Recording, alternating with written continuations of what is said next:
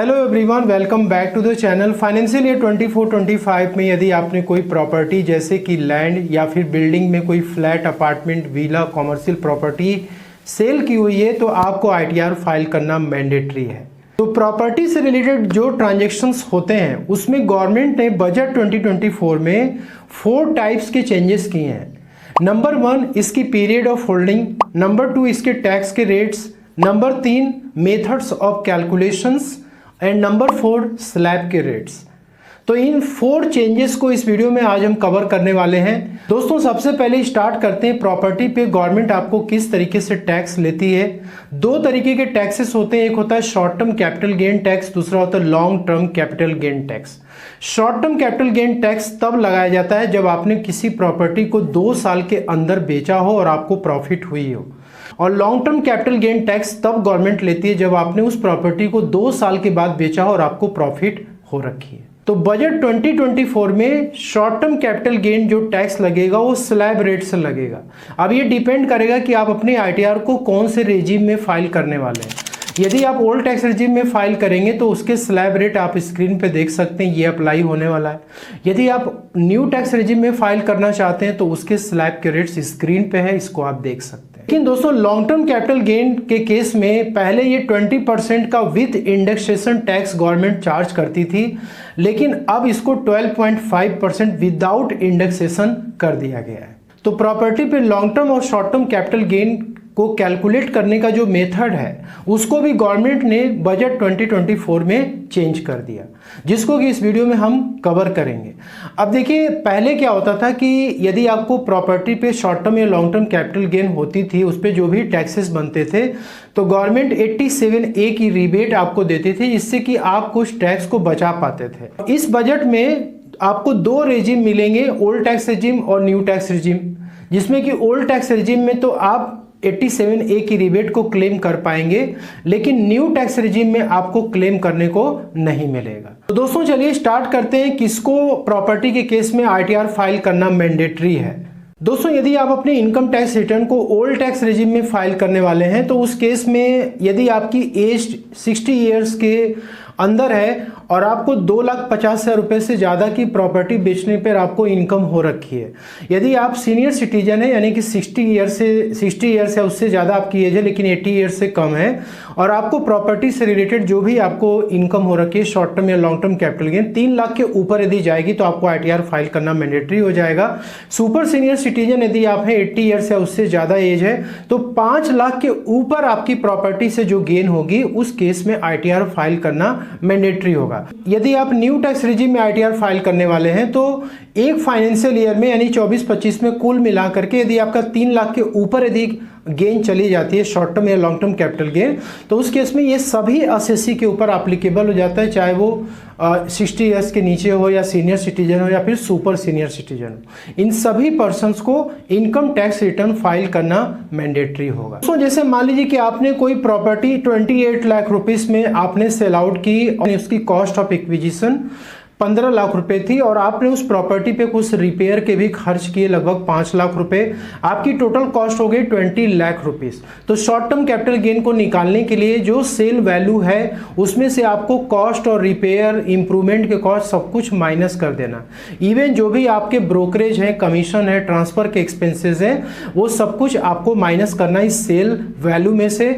इसके बाद आपकी शॉर्ट टर्म कैपिटल गेन आ गई 8 लाख रुपीस, और दूसरा केस है कि 25 लाख में आपने उस प्रॉपर्टी को बेचा, कॉस्ट ऑफ एक्विजिशन 18 लाख की है, रिपेयर कॉस्ट 4 लाख, टोटल आपके कॉस्ट 22 लाख के हो गए, और यहाँ पे short term capital gain 3 lakh rupees की आ गई। तो पहले वाले केस में normal citizen, senior citizen, super senior citizen सभी लोगों को इनकम टैक्स रिटर्न फाइल करना मैंडेटरी होगा।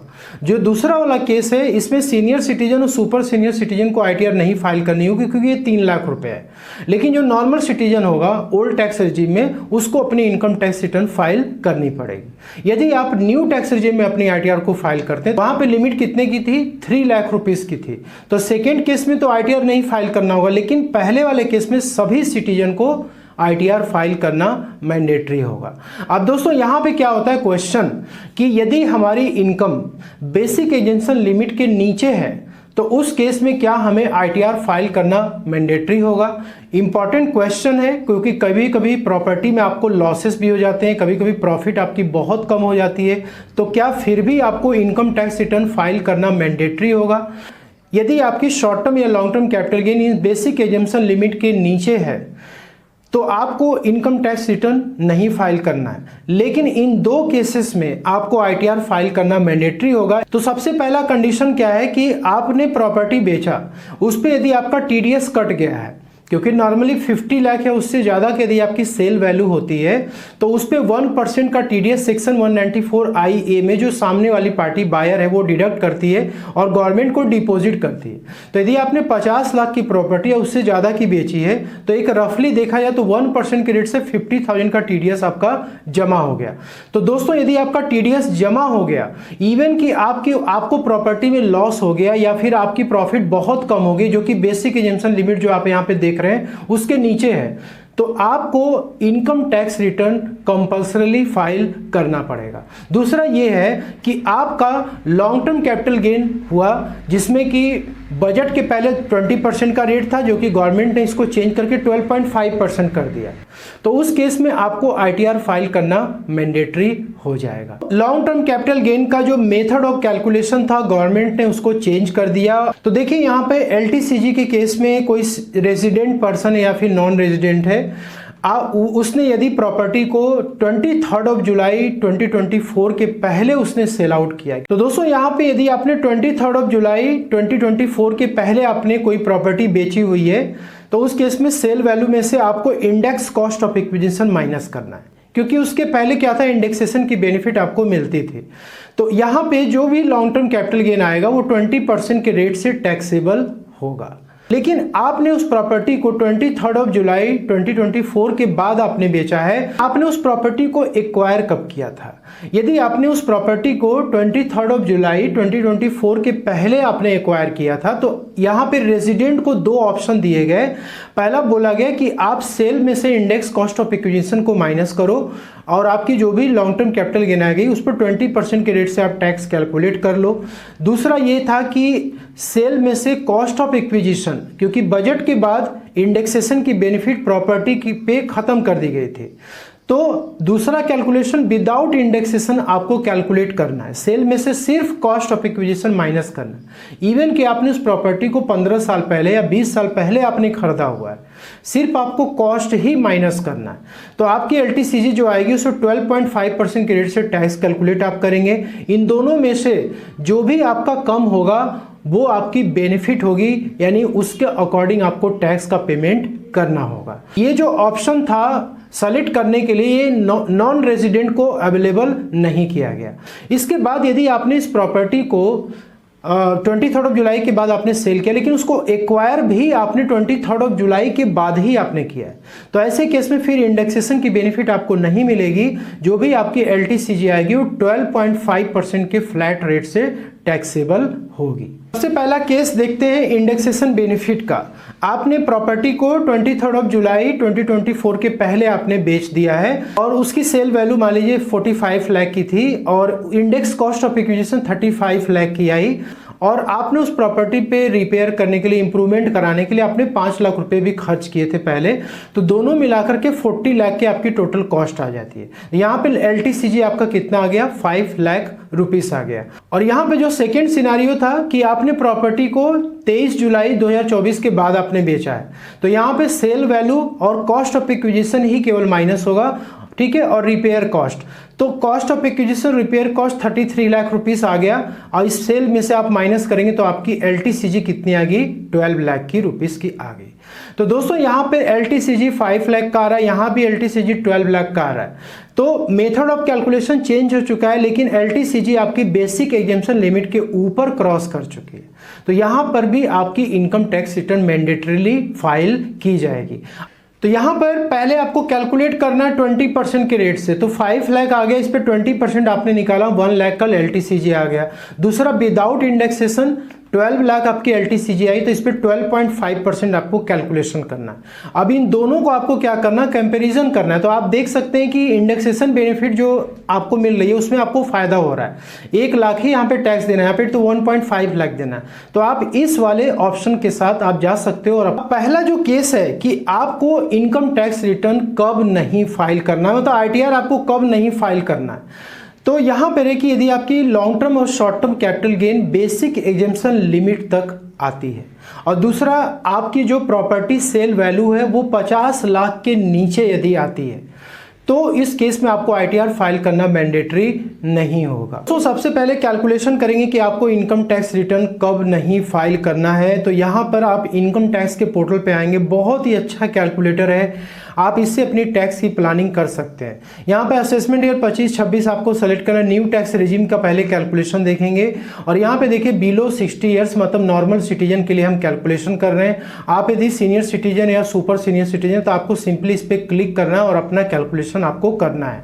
ठीक है, मैं आपको एक ठो करके बता देता हूँ। यहाँ पे देखिए हमने कैपिटल गेन वाला सेक्शन ओपन किया हुआ है। यहाँ पे शॉर्ट टर्म कैपिटल गेन पहले हम लेते हैं, जो कि सेक्शन 111 में कवर होता है। यहाँ पे 1,50,000 शॉर्ट टर्म कैपिटल गेन हमारा आ गया।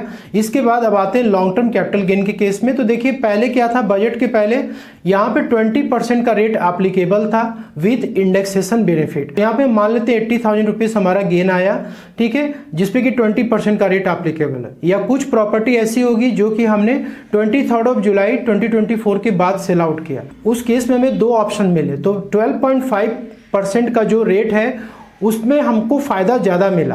तो यहाँ पे 70,000 रुपीज हमने इंटर कर दिया। यहाँ पे जो ग्रॉस टोटल इनकम आई वो 3 लाख रुपीज की आई, और न्यू टैक्स रिजिम में जो बेसिक एग्जेम्पशन लिमिट है वो 3 लाख की है। तो आप यहाँ पे देख सकते हो कि आपको 1 रुपए का भी टैक्स यहाँ पे नहीं देना है। ठीक है, तो आपको यहाँ पे इनकम टैक्स रिटर्न भी नहीं फाइल करनी है। तो जो सेकेंड केस है कि यदि आपकी इनकम बेसिक एग्जेम्पशन लिमिट के ऊपर क्रॉस करती है, जो कि मैंने आपको दिखाया था, और दूसरा आपकी प्रॉपर्टी की वैल्यू 50 लाख या उससे ज़्यादा की हो जाती है, तो आपका TDS कट जाता है। इन दोनों ही केस में आपको ITR फाइल करना मैंडेटरी हो जाता है। तो देखिए यहाँ पे अब हमारा जो इनकम है वो 5 लाख रुपीस हो चुका है, मतलब कि जो बेसिक एग्जेम्पशन लिमिट थे उससे क्रॉस कर चुका है। तो दोस्तों यहाँ पे देखिए, एक तो गया नॉर्मल रेट का जो टैक्स है, मतलब शॉर्ट टर्म कैपिटल गेन जो था हमारा 1.5 लाख का था, जो कि एडजस्ट हो चुका है हमारे बेसिक एग्जेम्पशन लिमिट से। ठीक है, और स्पेशल रेट के जो यहाँ पे इनकम है वो है लॉन्ग टर्म कैपिटल गेन, जो कि 12.5% के रेट से यहाँ पे था, और दूसरा यहाँ पे 20% के रेट से। ठीक, तो अब यहाँ पे देखिए आप, ये आ गया आपका 27,250 रुपीज। अब यहाँ पे आपको 87A की रिबेट नहीं मिलने वाली है। न्यू टैक्स रेजिम में आपको स्पेशल रेट की इनकम पे कोई रिबेट नहीं मिलेगी, इसलिए आपको इतना टैक्स पे करना पड़ेगा। हम इसको ओल्ड टैक्स रेजिम में कन्वर्ट कर देते हैं, तो देखते हैं क्या फर्क पड़ता है। तो देखिए यहाँ पर स्पेशल रेट के जो टैक्सेस हैं वो 37,250 का आ रहा था, यहाँ पे आपको रिबेट मिल रही है 12,500 की। तो आपका टैक्स कितना बना, 25,740। यहाँ पे ये एडजस्ट हो गया। तो ओल्ड टैक्स रेजिम में आप जाएंगे, सिर्फ आपको प्रॉपर्टी से रिलेटेड यदि कैपिटल गेन हो रखा है, तो आपकी इनकम यदि 5 लाख रुपए तक आ रही है, तो उस केस में आप रिबेट क्लेम कर सकते हैं, शॉर्ट टर्म और लॉन्ग टर्म दोनों के ही केस में। ठीक है, तो मैं समझता हूं कि आपको शॉर्ट टर्म और लॉन्ग टर्म कैपिटल गेन के केस में कब इनकम टैक्स रिटर्न फाइल करना मैंडेटरी है, कब मैंडेटरी नहीं है, ये आपको क्लियर हो गया होगा। फिर भी यदि इससे रिलेटेड आपको डाउट है तो आप कमेंट सेक्शन में पूछ सकते हैं। तो आशा करता हूं कि वीडियो में दी गई जानकारी आपको पसंद आई होगी, अच्छी लगे लाइक शेयर जरूर करिएगा। मिलते हैं नेक्स्ट वीडियो में। Thank you so much.